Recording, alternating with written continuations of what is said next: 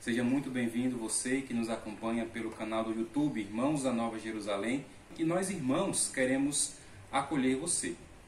O facilitador da noite é o irmão Padre Erasmo Holanda, mestre em Teologia Sistemática. Ele também foi mestre de noviciado e postulantado, trabalhou na formação em nosso instituto. Ele é professor na Faculdade Católica de Quixadá e vigário paroquial da Paróquia Cristo Redentor. O nosso tema de hoje é o Deuteronômio e os Evangelhos. Padre Erasmo, seja muito bem-vindo. Obrigado, boa noite a todos vocês que em casa nos escutam. Para começo de história, a primeira pergunta que alguém vai fazer é a seguinte: o que tem a ver o Deuteronômio com os Evangelhos? Eu respondo, tem tudo a ver. Mas Padre Erasmo, Deuteronômio lá do Antigo Testamento, né? Eu respondo com as palavras da igreja, né? O Antigo e Novo Testamento são uma única revelação. O Antigo e o Novo Testamento são palavra de Deus. E Santo Irineu de Lyon, grande padre da igreja, vai dizer que no Antigo Testamento nós encontramos a prefiguração do Novo. E no Novo nós encontramos o cumprimento das promessas do Antigo Testamento. Então, de toda vez. Segunda coisa, não podemos esquecer, como diz uma música antiga, que Jesus foi judeu plenamente. Ou seja, Jesus, quando se encarna, torna-se um de nós, entra na nossa história, ele assume a identidade do seu povo e também a religiosidade do seu povo. Não podemos esquecer que Deus por primeiro se revela a Israel. Ou como dizem na teologia, os professores gostam muito, Deus se autocomunica de maneira muito particular, de maneira muito pessoal ao seu povo Israel. Ora, se Deus se comunica de maneira particular e pessoal ao seu povo Israel, então Jesus, que é membro deste povo, será profundamente influenciado pela busca de Deus deste povo, pelos costumes deste povo. Basta pegar os evangelhos, lá em Lucas, por exemplo, só um exemplo. Lucas, capítulo 2, Evangelho da Infância, versículo 21. Quando se completaram os 8 dias para a circuncisão do menino, foi dado o nome de Jesus, conforme chamou o anjo de ser concebido. Quando se completaram os dias para a purificação deles, segundo a lei de Moisés, levaram-no a Jerusalém, a fim de apresentá-lo ao Senhor, conforme está escrito na lei do Senhor.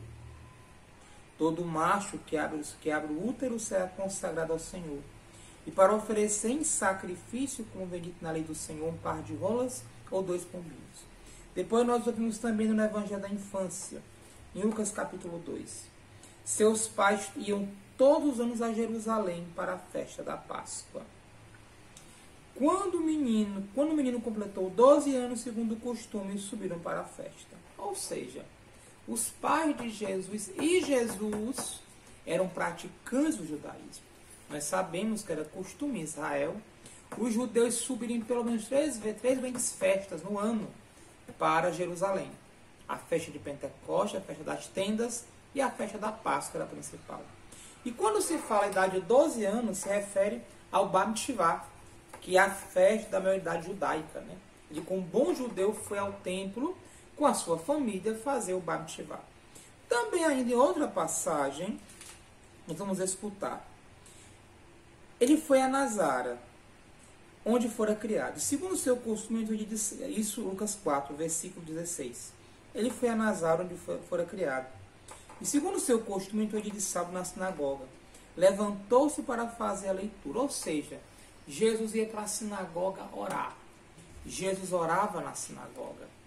Deve ter aprendido a ler e escrever também na sinagoga. O que eu quero dizer com essas passagens do Evangelho curtas? O que eu quero falar? Eu quero aqui explanar, quero aqui expor essa ligação profunda da pregação de Jesus com o Antigo Testamento. E de maneira muito especial a pregação de Jesus, sua relação com o livro do Deuteronômio, com a obra deuteronomista. Eu vou convidar vocês agora a pegar alguns textos para lermos, né? Alguns textos que vão nos fazer lembrar um pouco, depois, algumas palavras de Jesus. Levítico 19, primeiro. Yahvé falou a Moisés e disse: fala a toda a comunidade dos israelitas. Tu dirás: sede santos, porque eu, Yahvé, vosso Deus, sou santo. Cada um de vós respeitará sua mãe e seu pai. Guardai os meus sábados. Eu sou Yahvé, vosso Deus. Não vos volteis para outros deuses. E não mandais fugir Deus de metal. Eu sou Yahvé, vosso Deus. Quando ofereceis um sacrifício de comunhão a Yahvé, ofereceu de tal modo que sejais aceitos. Comerciar dele no dia do sacrifício ou no dia seguinte. O que restar no terceiro dia será queimado ao fogo. Se comer dele no terceiro dia, será um manjar estragado, não será aceito. Aquele que o comer levará o peso da sua falta, pois que profanou a santidade de Yahvé, tal pessoa será eliminada entre os seus. Quando cegardes a messe da vossa terra, não cegareis até o limite extremo do campo. Não espigarás a tua messe, não rebuscarás a tua vinha, nem recolherás os frutos caídos no teu pomar. Tu deixarás para o pobre, para o estrangeiro. Eu sou Yahvé, vosso Deus. Ninguém dentre vós cometerá roubo, nem usará de falsidade ou de mentira para com seu compatriota. Não jurareis falsamente pelo meu nome, pois profanarás o nome do teu Deus. Eu sou Yahvé. Não oprimirás o teu próximo, nem o roubarás. O salário do operário não ficará contigo até a manhã seguinte. Não amaldiçoarás um mudo, não porás obstáculo diante de um cego, mas temerás o teu Deus, eu sou Yahvé. Não cometereis injustiça no julgamento, não farás acepção de pessoas com relação ao pobre, nem te deixarás levar pela preferência ao grande. Segundo a justiça, julgarás o teu compatriota. Não serás um divulgador de maledicências a respeito dos teus, e não sujeitarás a julgamento o sangue do teu próximo.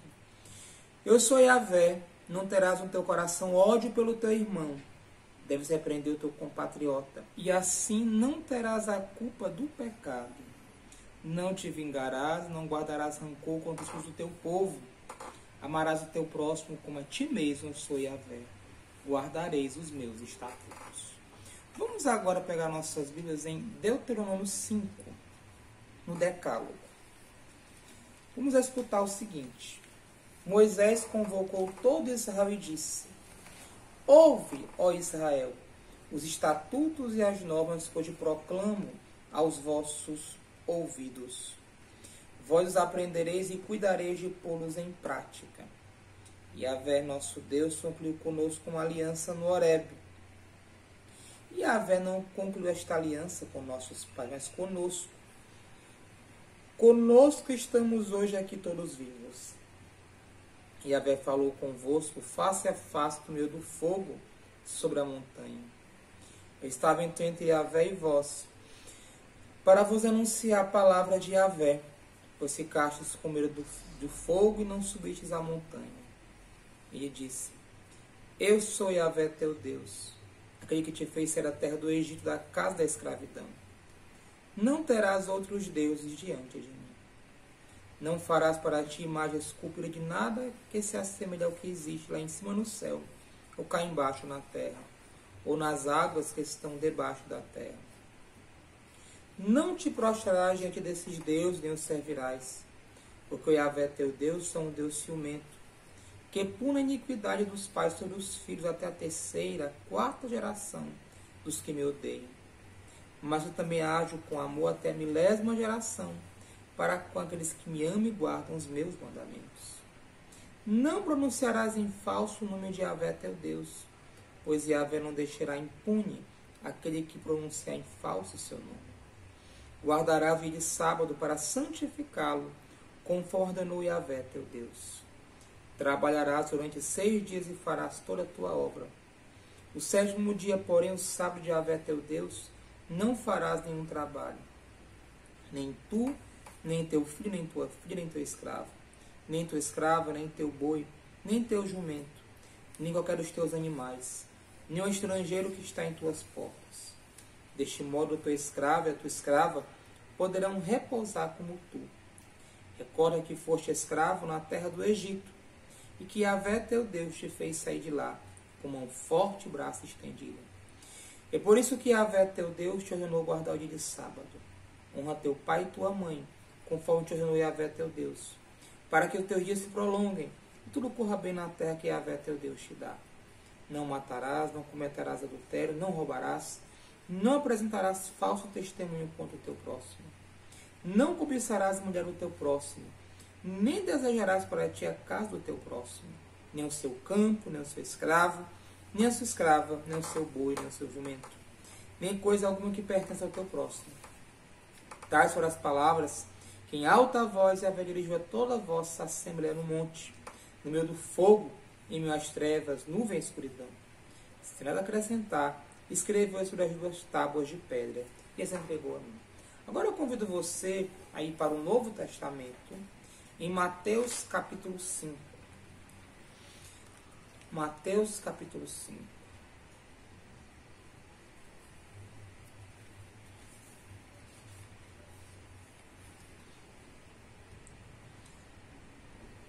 Mateus capítulo 5. Vendo-lhe as multidões, subiu a montanha ao sentar-se. E ao sentar-se, aproximaram-se os seus discípulos. E pôs-se a falar e os ensinava, dizendo: Felizes os pobres no espírito, porque deles é o reino dos céus. Felizes os mansos, porque herdarão a terra. Felizes os aflitos, porque serão consolados. Felizes os que têm fome e sede de justiça, porque serão saciados. Felizes os misericordiosos, porque alcançarão misericórdia. Felizes os puros no coração, porque verão a Deus. Felizes que promovem a paz, porque serão chamados filhos de Deus. Felizes que são perseguidos por causa da justiça, porque deles é o reino dos céus. Felizes sois vós, quando vos injuriarem e vos perseguirem mentindo, e disserem todo mal contra vós por causa de mim. Alegrai-vos e regozijai-vos, porque será grande a vossa recompensa nos céus. Pois foi assim que perseguiram os profetas que vieram antes de vós. Vou começar agora outro irmão a ler o texto, que a minha garganta está começando a falhar um pouco. Mateus capítulo 5, versículo 13 até o 19. Eu vou ter irmão tomar sequência. Vós sois o sal da terra. Ora, se o sal perder seu sabor, com que se salgará? Não servirá para mais nada, senão para ser jogado fora e pisado pelas pessoas. Vós sois a luz do mundo. Uma cidade construída sobre a montanha não fica escondida. Não se acende uma lâmpada para colocá-la debaixo de uma caixa, mas sim no candelabro, onde ela brilha para todos os que estão em casa. Assim também brilha a vossa luz diante das pessoas, para que vejam as vossas boas obras e louvem o vosso Pai que está nos céus. Não penseis que vim para abolir a lei e os profetas. Não vim para abolir, mas para cumprir. Em verdade eu vos digo, antes que o céu e a terra deixem de existir, nem uma só letra ou vírgula serão tiradas da lei, sem que tudo aconteça. Portanto, quem desobedecer a um só destes mandamentos, por menor que seja, e assim ensinar os outros, será considerado o menor no reino dos céus. Porém, quem os praticar e ensinar será considerado grande no reino dos céus. Padre Erasmo, por que o Senhor leu os textos de Deuteronômio e Levítico, agora o Sermão das Montanhas? Muito simples. Porque no Sermão das Montanhas está aquilo que é o programa daquele que deve ser discípulo de Jesus em Mateus. Porém, este programa de Jesus nada mais é, nada menos é, do que uma aplicação prática daquilo que está na Torá de Moisés. Uma aplicação prática daquilo que está no Deuteronômio e em Levítico. Ou seja, não é uma invenção de Jesus. Jesus também lembra: felizes sois quando vos injuriarem e vos perseguirem mentindo, disserem todo mal contra vós por causa de mim. Alegrai-vos e regozijai-vos, porque será grande a vossa recompensa nos céus. Pois foi assim que perseguiram os profetas que vieram. Ou seja, por que os profetas foram perseguidos? Por que os profetas foram mortos, foram calados? Porque os profetas viveram a Torá. Porque os profetas colocaram em prática a palavra de Deus. Colocaram em prática a aliança de Deus com o seu povo. E pelo seu ministério, os profetas denunciavam pelo seu ministério. Eles denunciavam tudo aquilo que era contrário à aliança de Deus com o seu povo. Tudo aquilo que era contrário à lei de Moisés. Aqui nós precisamos também fazer uma diferenciação, que viver a Torá não é viver um rigorismo. Ora, Jesus foi incompreendido e até escandalizou muitos do seu tempo, não é porque ele era contra a Torá, mas pelo contrário. Era porque ele queria ver de tal modo a Torá, com tal liberdade, que aqueles que muitas vezes compreendiam a aliança apenas como uma série de rúbricas cultuais e éticas, rubricas mesmo, nem éticas, rubricas cultuais mesmo, né? Se escandalizaram com Jesus, porque a prática da Torá deve também levar a um compromisso social. A prática da Torá deve levar também a uma conversão do cotidiano, a uma conversão sincera. Por isso Jesus diz: não penseis que vim revogar a lei aos profetas. Não vim revogá-los, mas dar-lhes pleno cumprimento, porque em verdade vos digo, até que passem o céu e a terra, não será omitido nem um só iota, uma só vírgula da lei, sem que tudo seja um iota, sem uma letra do alfabeto hebraico, do alfabeto grego. Nada será omitido. Nada. Porque essa lei, ela deve ser, sobretudo, respondida com o coração. E esta lei nada mais é, nada menos é, do que a lei que está no Deuteronômio. A lei que é vivida na aliança. Essa lei deve ser vivenciada. Essa lei deve gerar no povo liberdade. Agora, vou pedir para o irmão terminar de ler para mim o capítulo, depois vou comentar as partes principais de sua relação com o Deuteronômio. Por favor, irmão. Versículo 20 em diante.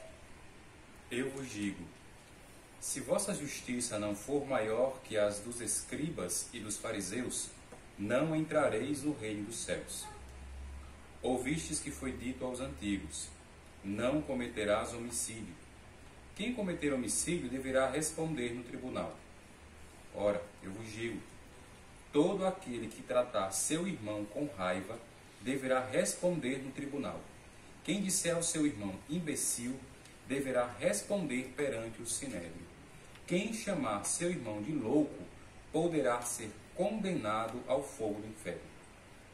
Portanto, quando estiverdes levando a oferenda ao altar e ali te lembrardes que teu irmão tem algo contra ti, deixa a tua oferenda diante do altar e vai primeiro reconciliar-te com teu irmão.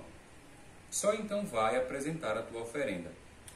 Procura reconciliar-te com teu adversário, enquanto ele caminha contigo para o tribunal. Senão, o adversário te entregará ao juiz, o juiz te entregará ao oficial de justiça e tu serás jogado na prisão.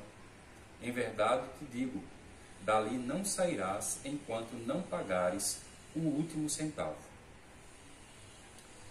Ouvistes que foi dito: não cometerás adultério. Ora, eu vos digo: todo aquele que olhar para uma mulher com desejo de possuí-la, já cometeu adultério com ela em seu coração. Se teu olho direito te leva à queda, arranca-o e joga para longe de ti. De fato, é melhor perderes um de teus membros do que todo o corpo ser lançado ao inferno. Se a tua mão direita te leva à queda, corta e joga-a para longe de ti. De fato, é melhor perderes um de teus membros do que todo o corpo ir para o inferno. Foi dito também: quem despedir sua mulher, dê-lhe uma carta um atestado de divórcio. Ora, eu vos digo, todo aquele que despedir sua mulher, fora o caso de união ilícita, faz com que ela se torne adúltera. E quem se casa com a mulher que foi despedida, comete adultério. Ouvistes também que foi dito aos antigos, não jurarás falso, mas cumprirás os teus juramentos feitos ao Senhor.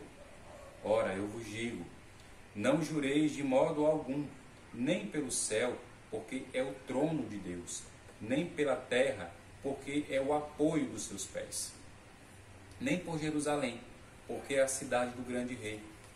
Também não jures pela tua cabeça, porque não podes tornar branco ou preto um só fio de cabelo. Seja o vosso sim, sim, e o vosso não, não. O que passa disso vem do maligno. Ouvistes que foi dito, olho por olho, dente por dente. Ora, eu vos digo, não oferecerás resistência ao malvado.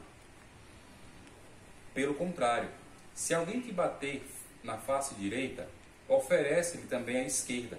Se alguém quiser abrir um processo para tomar a tua túnica, dá-lhe também o teu manto. Se alguém te forçar a acompanhá-lo por 1 quilômetro, caminha 2 com ele. Dá a quem te pedir, e não vires as costas a quem te pede emprestado. Ouvistes que foi dito, amarás o teu próximo e odiarás o teu inimigo. Ora, eu vos digo, amai os vossos inimigos e orai por aqueles que vos perseguem. Assim vos tornareis filhos do vosso Pai que está nos céus, pois ele faz nascer o seu sol sobre maus e bons, e faz cair a chuva sobre justos e injustos.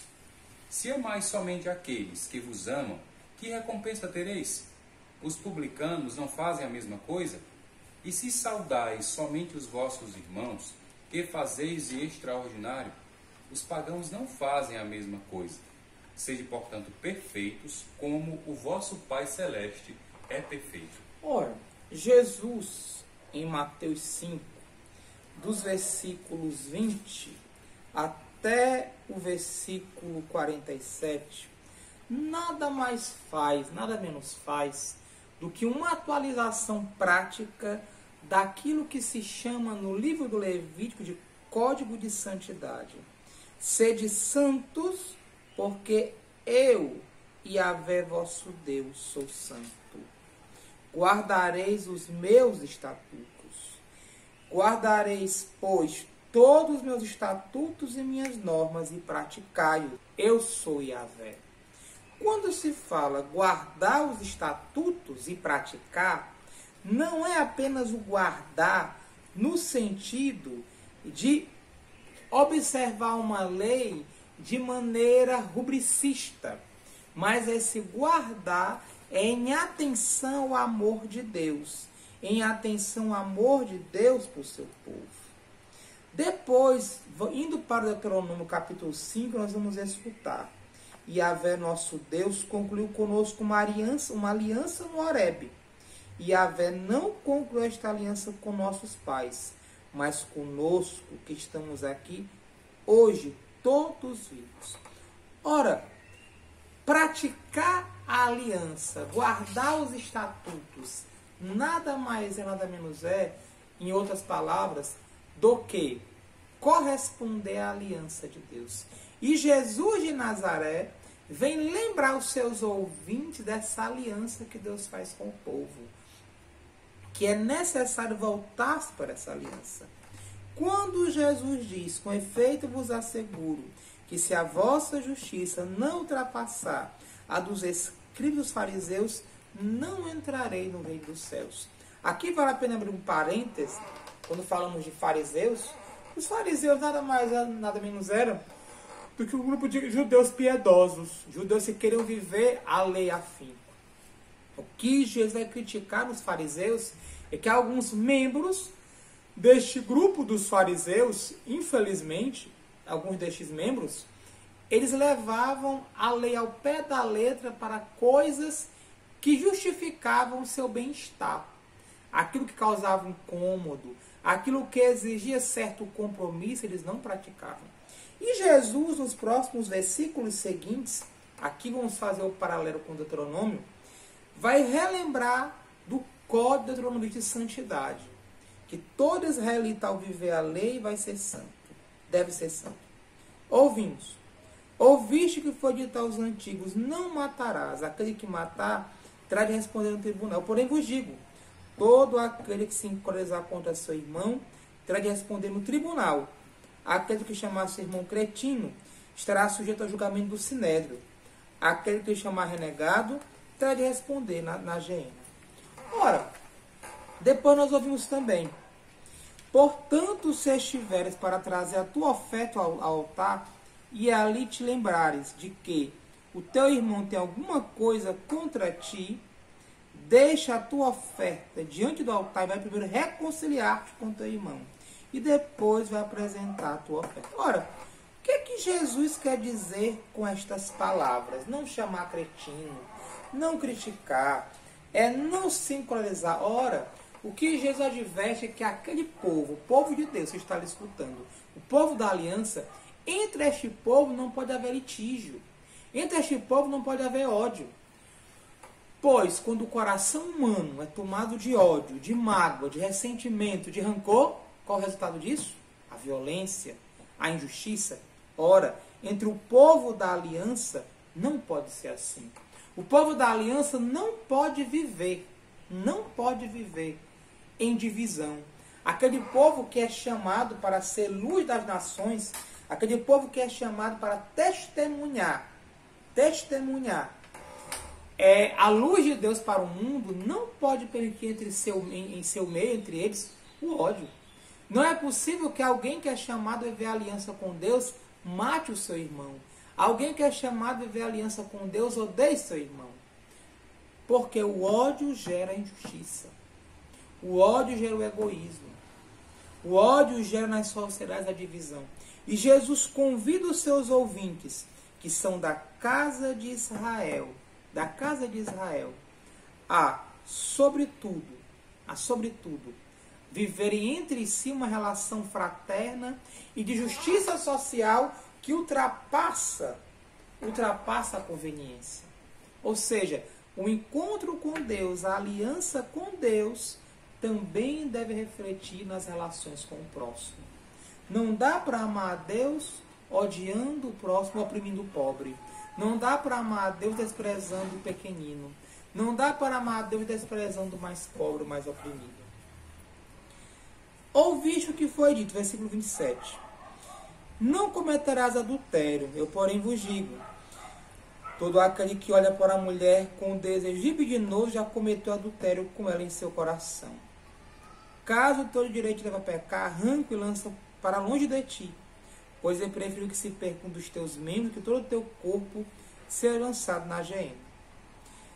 Foi dito, versículo 31, aquele que repudiar sua mulher, dê-lhe uma carta de divórcio. Eu porém vos digo, todo aquele que repudia sua mulher, não ser por motivo de prostituição, faz um tal adultério. Aquele que se casa com a repudiada comete adultério. Aqui Jesus, nessa lei, ao lembrar essa lei, está lembrando o quê? Que o adultério, que também muitas vezes o homem, infelizmente no tempo de Israel, ele cometia o adultério muitas vezes. E por qualquer motivo, ele dispensava a mulher. Porque infelizmente no tempo de Jesus, a mulher tinha pouca valia. A mulher era um objeto. A mulher era um objeto de comércio. No máximo alguém que servia para procriar. Ora, Jesus vem lembrar o que está no Deuteronômio, que a mulher não é coisa qualquer. Vem lembrar que esta mulher é esposa deste homem. E que assim como Javé faz aliança com Israel, assim como Deus faz aliança com seu povo Israel, da mesma maneira aquele que casa com a mulher faz aliança com ela. E não é por qualquer motivo que deve dispensá-la. O que a gente percebe aqui? Deuteronômio 5. Não cometerás adultério. Não desejarás a mulher do próximo. Algum paralelismo? Notam? Ah, sim. Porque o que Jesus fala nada mais é, nada menos é do que a atualização da sua mensagem. No tempo de Jesus, por qualquer motivo, o homem poderia deixar a mulher e se juntar com outra. E usando a lei de Moisés. Ora, Jesus vai lembrar a lei de Moisés. Não cometerá adultério. Não desejará a mulher do próximo. Ele vem mostrar aqui a relação matrimonial é algo profundo. E que a mulher é companheira do homem, sim. Que a mulher, não por qualquer motivo, deve ser dispensada. Depois nós escutamos no versículo 33. Ouviste também o que foi dito aos antigos. Não perjurarás, mas cumprirás os teus mandamentos para com o Senhor. Eu, porém, vos digo, não jureis em hipótese alguma, nem no céu, nem pelo céu, porque é o trono de Deus, nem pela terra, porque é o escabelo de seus pés, nem por Jerusalém, porque é a cidade do grande rei, nem jures pela tua boca, pela tua cabeça, porque tu não tens o poder de tornar um só cabelo branco ou preto. Seja o vosso sim, sim, e o vosso não, não, que passa dizendo maligno. Jesus lembra também aqui que não tomar o nome de Deus em vão, lá em Deuteronômio, capítulo 5. Não jurar falso em nome de Deus. O nome de Deus é santo, Deus está acima de tudo. Por isso, não se deve fazer juramento em nome de Deus em vão. Outro aspecto interessante. Ouviste o que foi dito, olho por olho, dente por dente. Eu, porém, vos digo, não resistais ao homem mau, mas antes aquele que te fere na face direita, ofereces também à esquerda. E aquele que pleitar contigo para tomar-te a túnica, deixe-lhe também um manto. Se alguém te obrigar a andar 1 milha, caminha com ela 2. Dá o que te pede, não voltes as costas ao que te pede emprestado. O que Jesus quer dizer com isso? É ser besta? Não. Mas que nas relações daqueles que são povo da aliança, daqueles que escutam o código de santidade autonomista, deve-se amar o irmão. Deve-se praticar a justiça. Deve-se levar em conta que a partilha é um grande dom. E que a partilha deve ser feita. E que aqueles de Israel, entre Israel, que dizia alguns momentos atrás, não devem haver inimigos. Todos em Israel são irmãos. Todos em Israel são compatriotas. Em Israel não pode haver inimigos. Em Israel não pode haver um povo dividido. É um pouco de lembrança daquilo que nós falávamos há alguns instantes atrás. Não pode haver divisão entre o povo de Israel. Portanto, o israelita não pode ter seu irmão como inimigo. Isso aplica-se à comunidade de Jesus, aqueles que estão escutando Jesus. Vale lembrar que a comunidade de Mateus é uma comunidade de cristãos vindos do judaísmo. Por isso essa linguagem do Sermão das Montanhas, toda baseada no Deuteronômio, para lembrar aqueles que são ouvintes de Jesus, que a lei não está sendo vivida. E que ele, Jesus, veio chamar a atenção para a lei. Que ele, Jesus, veio ensinar a viver esta nova compreensão da lei, a colocar em prática a lei que está no coração. Ouviste o que foi dito: amarás o teu próximo e odiarás o teu inimigo. Eu, porém, vos digo, amai vossos inimigos e orai pelos que vos perseguem. Desse modo vos tornareis filhos do vosso Pai que está nos céus. Porque ele faz nascer o seu sol igualmente sobre maus e bons, e cai a chuva sobre justos e injustos. Com efeito, se amais os que vos amam, que recompensa tendes? Não fazem também os publicanos a mesma coisa? Se saudais apenas os vossos irmãos, que fazeis demais? Não fazem também os gentios a mesma coisa? Portanto, deveis ser perfeitos como vosso Pai Celeste é perfeito. Ora, aqui nos lembra o código de santidade sacerdotal que Jesus fala. Sede santos, porque eu, Yahvé, vosso Deus, sou santo. Ou seja, a prática do amar o próximo em Israel, a prática de amar o inimigo, a prática de fazer o bem, a prática da justiça social, tudo isso está embasado na santidade de Deus. Se o Deus que o povo busca, se o Deus que o povo adora é um Deus santo, também o povo deve expressar na sua relação essa santidade. Na sua relação uns com os outros também, esse respeito uns pelos outros, essa misericórdia uns para com os outros, essa tolerância uns para com os outros. Por isso que Jesus fala que a lei daqueles que os escutam aqueles que estão escutando sua palavra, deve superar em muito a lei dos escribas e fariseus. O que a gente percebe, concluindo, vendo os 3 textos, né? O que a gente percebe? Que há entre os 3 textos uma ligação. Claro, evidente. Porque o Deuteronômio e o Levítico fazem parte da escola deuteronomista. Agora, em Mateus, nós encontramos aqui elementos dos 10 mandamentos e elementos do Código Santo. Eu poderia muito bem procurar outras passagens bíblicas para falar disso. Mas eu quis enfatizar Mateus. Por que Mateus? Primeiro, porque Mateus é um evangelho para pessoas no judaísmo. Segundo, porque eu percebo em Mateus essa presença maior desse código sacerdotal e deuteronômio. Perdão, desse código deuteronômio de santidade. Perdão. A gente encontra aqui essa presença maior. O que nós podemos concluir então? Que Jesus, na sua pregação, ele quer chamar a atenção para os elementos esquecidos da lei judaica, para aquilo que não foi vencido. Por isso que ele fala que a lei daqueles cristãos que o ouvem deve superar em muito os escribas e fariseus. Por que escribas e fariseus são ruins? Não. Porque simplesmente estão equivocados na vivência da lei. E para nós cristãos, o que esse estudo tem a dizer? Primeiro, que olhando para Jesus, olhando para essa pregação de Mateus 5, que ele faz sobre o Deuteronômio, olhando para os textos da Antiga Aliança, nós somos convidados, assim como Jesus, a crescer na nossa relação uns com os outros. Porque amamos a Deus, queremos bem a Deus, também devemos querer bem ao nosso próximo. E ao nosso próximo, qualquer próximo. Aquele que está mais próximo de nós, aquele que está distante de nós. Ter misericórdia com os que erram, com os que caem, com os que tropeçam. Ter compaixão com os pobres. De fato, Jesus ensina aos seus discípulos um caminho que não parece ter novidade, porque ele se baseia na lei judaica. Porém, Jesus vai trazer a grande novidade do Pai, que Deus é amor. Não que o povo judeu não conhecesse, mas essa relação de Deus e amor deve superar em muito a nossa relação uns com os outros.